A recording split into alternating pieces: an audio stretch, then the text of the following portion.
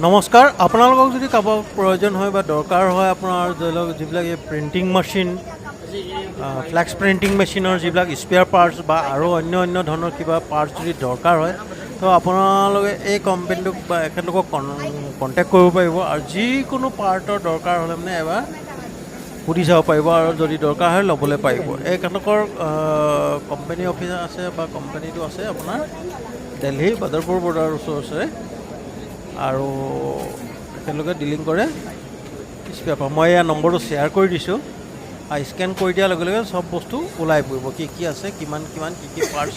আৰু যিহেতু নেকি প্ৰিণ্টিং মেচিন আজিকালি প্ৰতিটো জেগাত আছেই আৰু স্পেয়াৰ পাৰ্ট চবকে দৰকাৰ হয়েই, সেইকাৰণে মই বোলো ভিডিঅ' এটা ঢালি দিওঁ।